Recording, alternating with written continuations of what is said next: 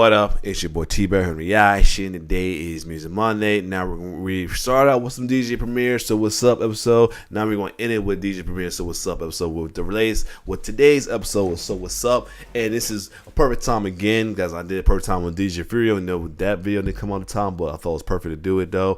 It's on it, and we're going to honor the one and only late great Notorious B.I.G. as it's been most recently his anniversary, so his passing of March 9th as well too. So we're gonna check this one out. This is another production that DJ Premier did on board Notorious B.I.G. and that is 10 Crack Commandment though. DJ Premier has worked with Biggie for a lot of good amount of his hits such as Unbelievable, Kicking the Door, Rap Phenomenal, but before rapping on that, after around time Kicking the Door, he did 10 Crack Commandment with paired on the Life at the Death CD, with sadly had to be the posthumous CD for the late great Biggie Small as released not too long after his untimely death. So without further ado, let's check out So What's Up, episode 54, Notorious B.I.G. 10 Crack Commandment. Let's get it. I'm DJ Premier and I present to you So What's Up. Okay, computer. Hold on, I gotta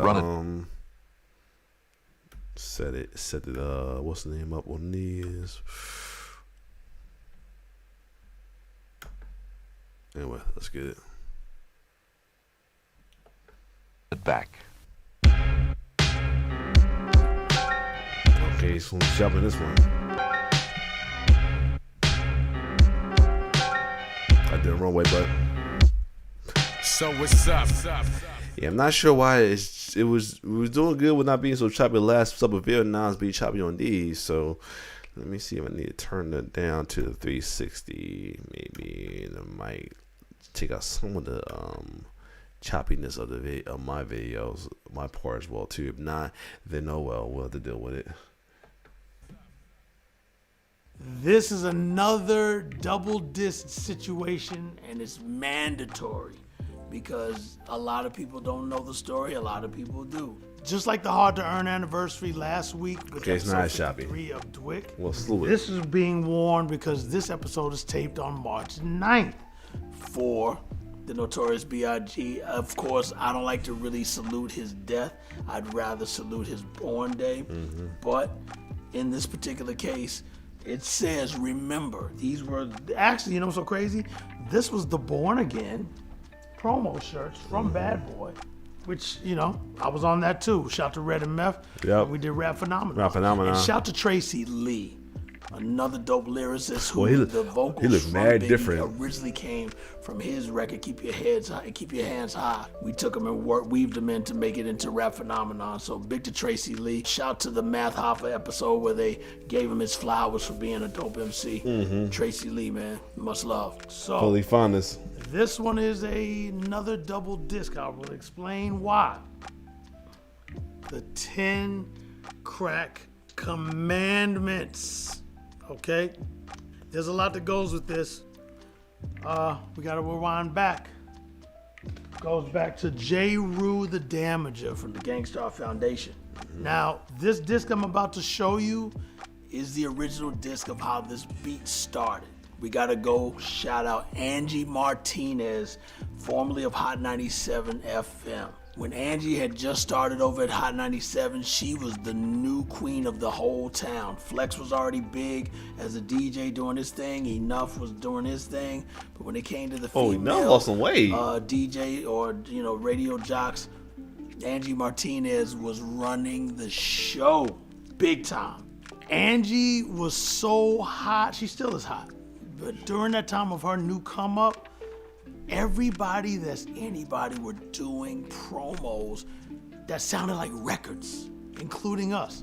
J. Rue was so hot during that era of hip hop that he was also running Hot 97 just as well amongst Wu-Tang Clan and so many others, including Big. But here's the catch. This beat from the 10 Crack Commandments was created for Angie Martinez because she did a show called The Hot 5 at 9. Oh, okay. Now, if you listen to the record, well, first let's show you the disc. What does that say? J. Rue, Hot 5 at 9. You understand? This is the original 10 Crack Commandments. Now, explaining this to you is really simple. There's a 5 and there's a 9. It came on at 9 o'clock and they played the Hot 5 records at 9 o'clock. If you listen to the scratches, the first one before the beat drop says 1, 2, 3, 4, 5, 6, 7, 8, 9. It don't say it's the 10 Crack Commandments, nothing. It just says boom. And then when the beat drops, I'm only scratching to 5 because I'm being creative as a DJ. I'm scratching only to 5. I won't go further than that. 1, 2, 3, 4, 5. 1, 2, 2, 2, 3, 3, 3, 4, 5. Wow. But 1 to 2 to 2 to 3, 3, 4, 5, and then it says 1, 2, 3, 4, 5, 6, 7, 8, 9, and then J. Rue says, It's the Caliente, Cinco a la Nueve on Hot 97 with Angie Martinez, who says these 5 jams are the most bumpin' you do. So call up and request something, then listen at 9 and see which 5 is bumpin'. That's where this came from, okay? Now let's go back to how it became this, okay?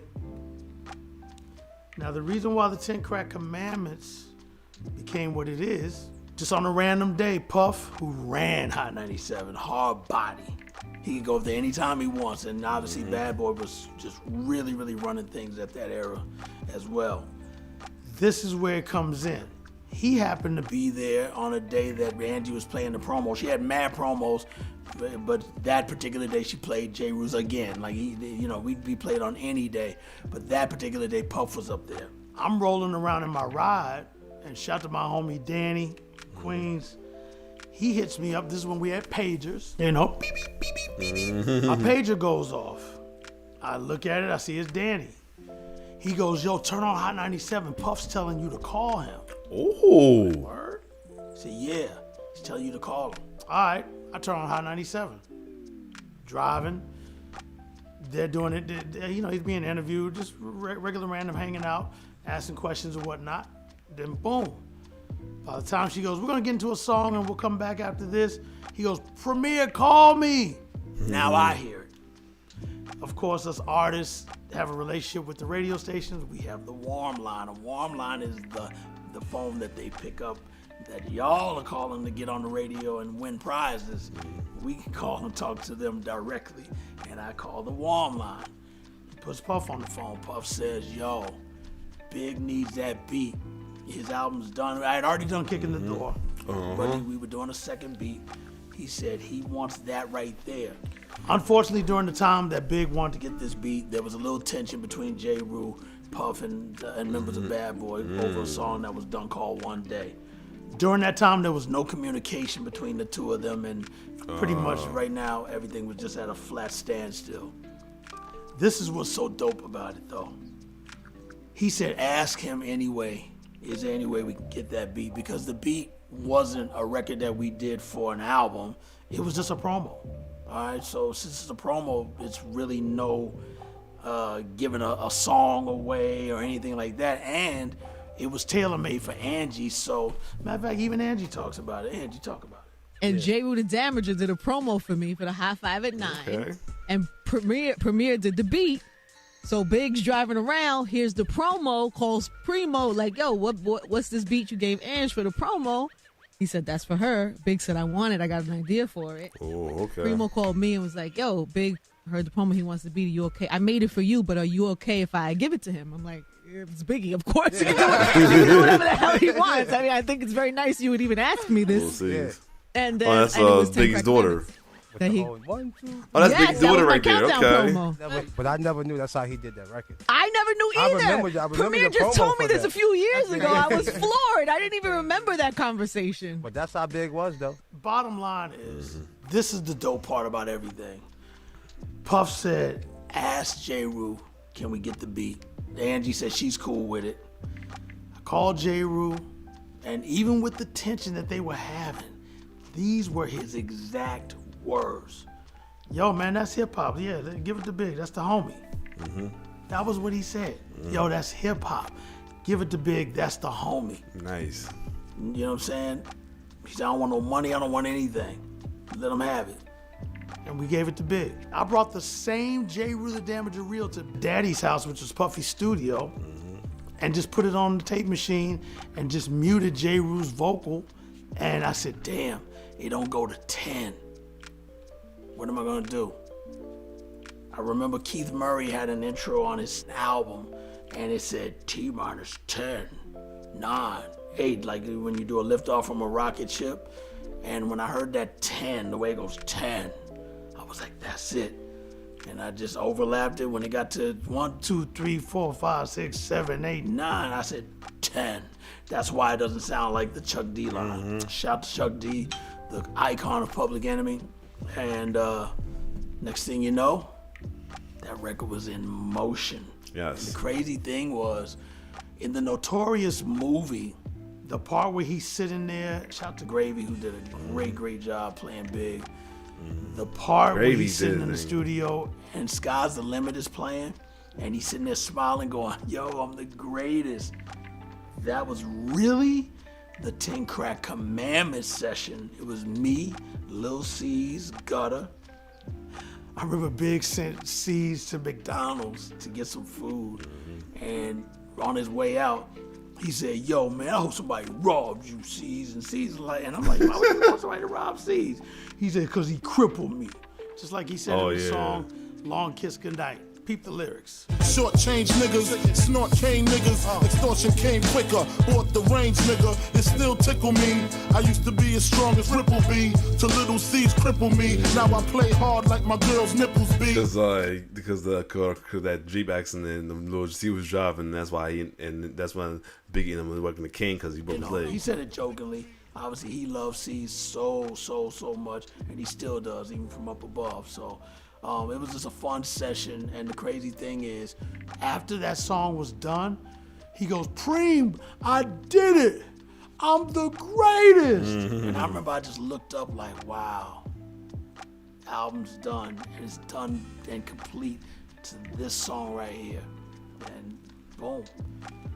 From that time, that unfortunate demise of him passing on March 9th, and people got their hands on this album, I went to Summer Jam that year because Puff and them performed at Summer Jam, even though Big was supposed to be the performer of the Bad Boy Summer Jam episode 1997. Dude, then Dudettes, they played joints off the album from More Money, More Problems, Kicking the Door to Hypnotized. When they dropped that 10 Crack Commandments, I remember the building shook and roared, where it was almost like, yo, did you feel that? It was crazy. It's gonna be hard to come on there without B.I.G, man. It's the 10 Crack Commandments.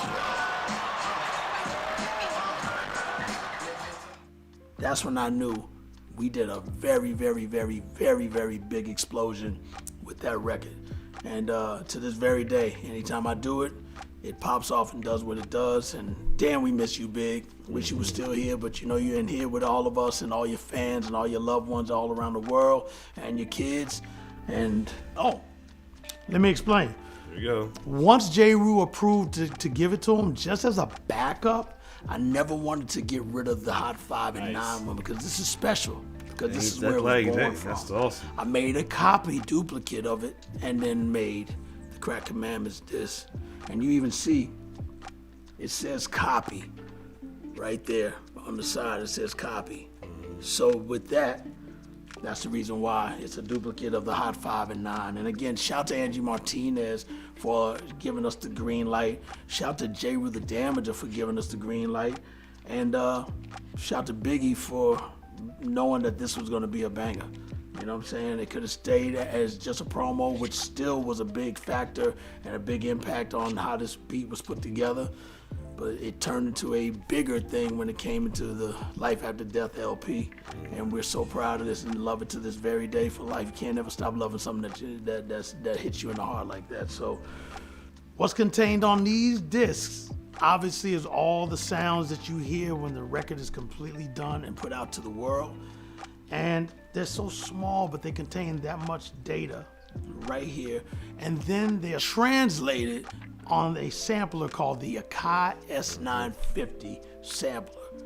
Then the sounds are triggered with a drum machine called the Akai MPC60. I was using the MPC60 and the MPC62.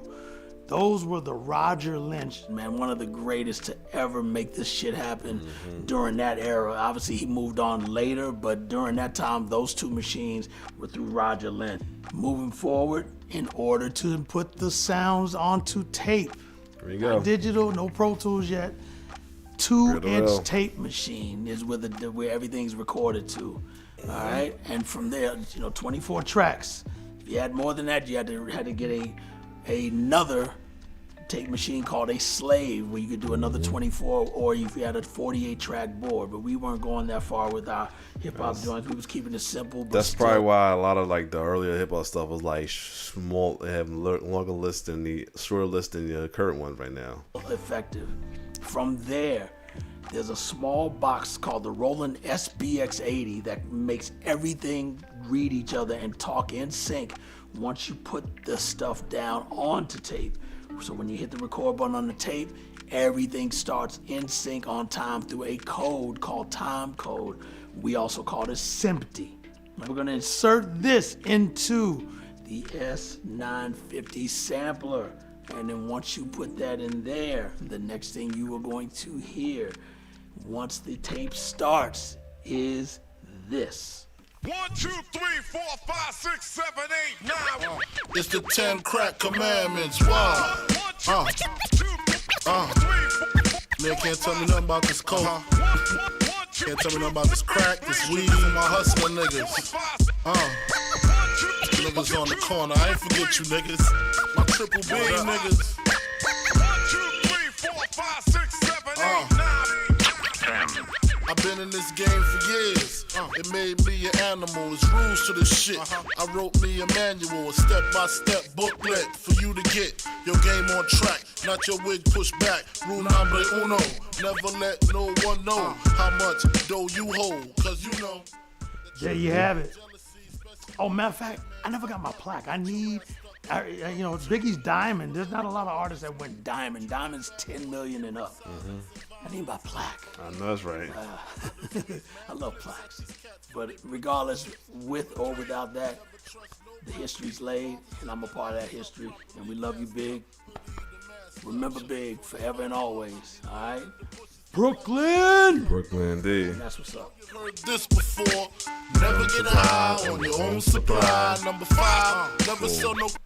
Good episode of So What's Up though, and honoring the late great Biggie Small though, for sure though. This was tough though, for real, man. Crack where you rest at. Alright, cool. So other than that, if you like my reaction, like, share, subscribe to my YouTube channels. Always good to listen to these stories from DJ Premier though, one of the greatest producers of all time though. Know what I'm saying? Guy can cross this series he got going on. Man, started off like hearing about it late, and then like trying to catch up to all the episodes and everything till I got caught up, and now I'm like doing it just about in time as well too. I had to do the double today though. But other than that, if you like my reaction, like, share, subscribe to my YouTube channel. It's your boy T-Bird signing off. One love.